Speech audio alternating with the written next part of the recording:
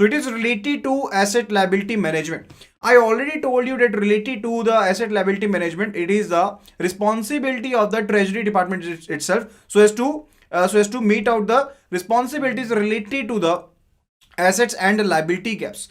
So we have discussed the issues so far related to, let us take the case that the assets are, that the risk sensitive assets, I'll be saying these to be risk sensitive assets, on which if the interest rate is changed, it basically changes the values of the receivables. Okay, and it is basically related to risk sensitive liabilities. So if there is a gap in between these two, if there is a gap in between these two, that will basically lead to a risk, that will basically lead to a risk, and this gap can be positive gap and this gap can be negative. So if the assets you are having, and further the value is greater, RSA is having a value greater than that of the RSL, that is the risk sensitive liabilities, in that particular case will basically say to be what, it will be a positive gap, it will be a positive gap. What does it mean? It means my assets are my credits, my assets are what, these are my credits. So whatsoever the loan amounts which have been sanctioned by the bank, so whatsoever the loan amounts which have been sanctioned by the banks are basically the assets of the bank, and whatsoever the deposits which have been received by the bank are the liabilities of the bank. Okay, so there can be a gap in between the assets and liabilities. In the case of the assets, we are basically receiving the amount, we are basically having the inflows in case of assets, and further there are outflows in case of liabilities. So if we take a time horizon of 1 month, in that particular case, if we consider, in that particular case, if we are considering related to the fact that RSAs are greater than that of the RSLs, in that particular case, that will lead to what, that will lead to a positive gap. And also there can be a situation where we are having lesser risk sensitive assets than that of the risk sensitive liabilities. What does it mean? It means if my receipt side is greater than that of the liability, that's a positive gap, but the opposite of that is a negative gap, that is a receipt is lesser than that of the liabilities, in that case it will be a negative gap. Is that clear? Okay, so now let's further consider the theory related to that. So banks collect the deposit from the customers with various maturities. So as we have already gone through the fact that banks are receiving the basically receiving the deposits from the customers which are for the various maturities, which are for the various maturities, and these maturities do range from a period of 7 days to 10 years. So these maturities do range from a period of 7 days to 10 years, and further the funds so collected by the banks, that's whatsoever the deposits which have been basically maintained by the banks, these are used for the lending purposes and investment purposes, these are used for the lending purposes and further for the investment purposes. Isn't it so? Okay, and also these borrowings are up for the varying maturities, these borrowings are for the varying maturities. It may be the case that we have received the term deposits. I think there is some issue related to the audio video quality. Kindly please refresh the page so that it could be working fine. So kindly please refresh the page so that it will be working fine, because at our end it's working very fine. So kindly please refresh the page so as it to work fine. Kindly please do the needful and confirm the same to me so that we could proceed. Kindly please confirm the audio video quality and confirm the same to me so that we can proceed.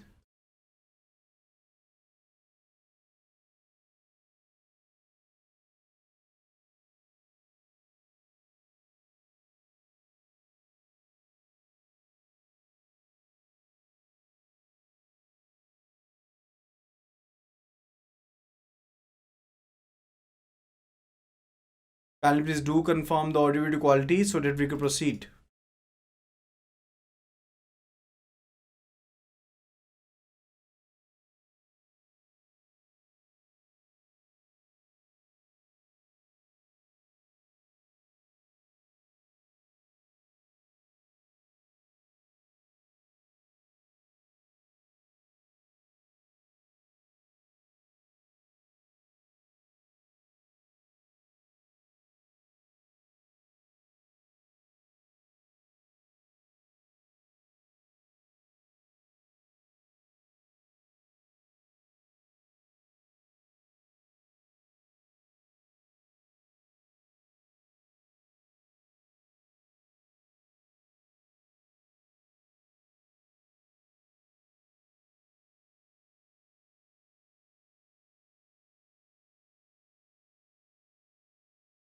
Kindly please confirm the audio video quality so that we could proceed. जल्दी से जल्दी audio video quality को confirm कर दीजिए ताकि हम video को start कर पाएं.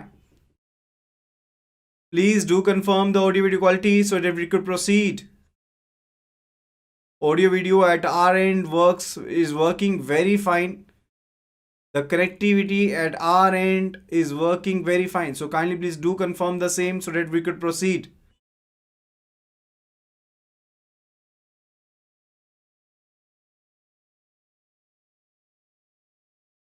Okay, so we'll be basically starting with it again.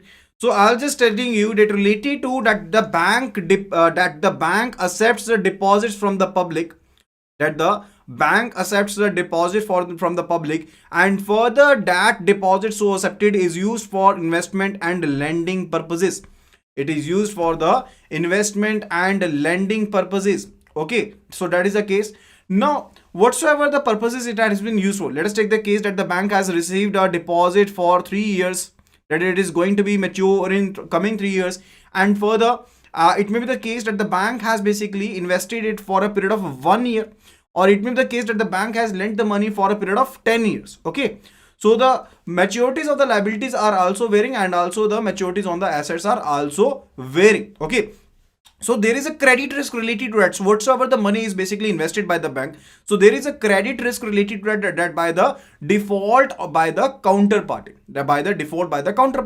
okay, but also there is a market risk is also existing. The market risk is also existing because when we have invested the amounts into the amount in the different markets, there will be volatility, and whensoever there is a volatility in the interest rate, that will basically lead to what? That will lead to the varying values of the assets, and definitely that will lead to what? That will lead to the erosion, that can lead to the erosion of our profits. Okay, so that is a criteria related to it. So we'll be considering the facts related to it.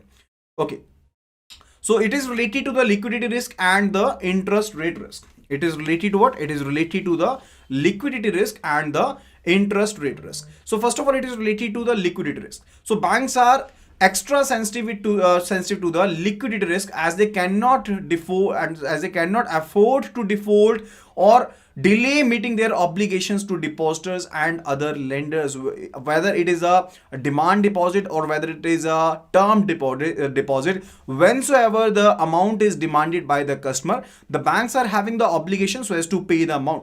Otherwise, they basically cannot sustain in the market itself.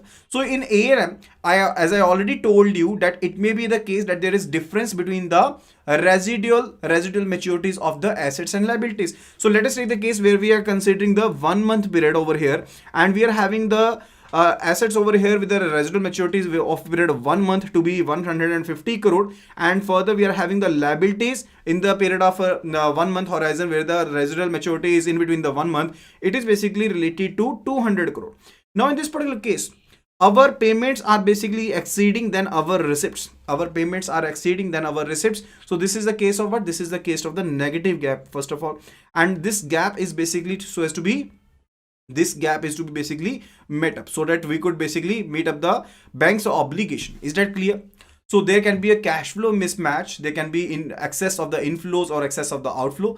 If part of inflow or outflow is denominated in foreign currency, if part of inflow and outflow is denominated in Indian currency, because over here we consider only and only one fact, that it is related to that the payment is being received in Indian currency and it is being paid in Indian currency too.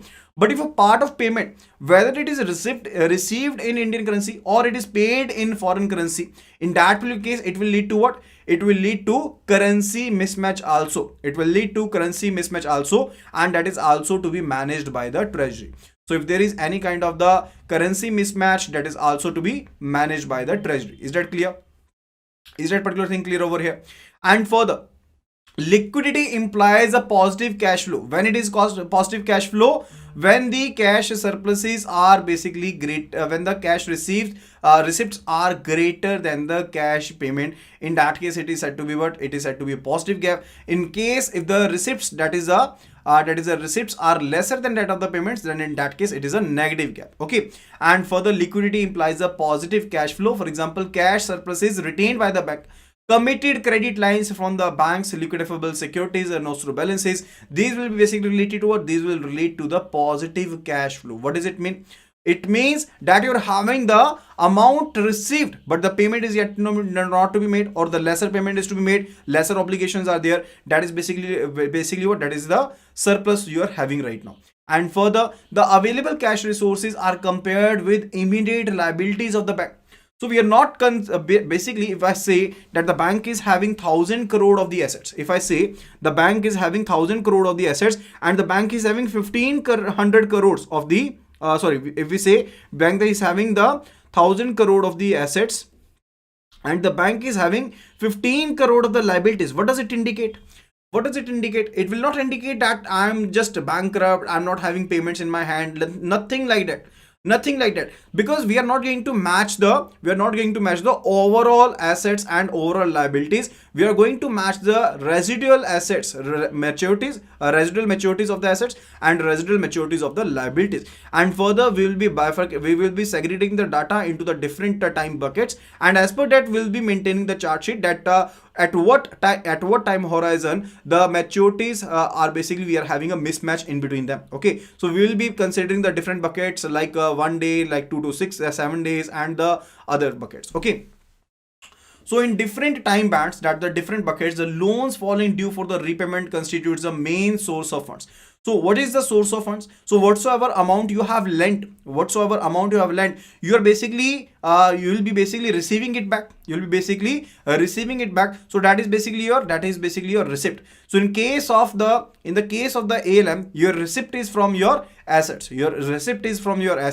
And you are to pay back your liabilities. That the deposit that we accepted from the depositors, we are to pay it back on demand or otherwise on maturity itself. Okay, so whenever the amount is demanded by the customer, we are to pay it back. So in that case, that is a liability on us.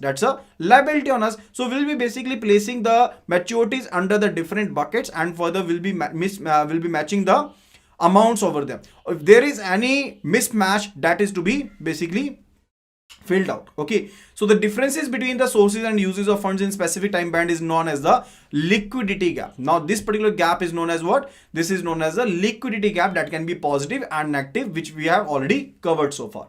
Okay,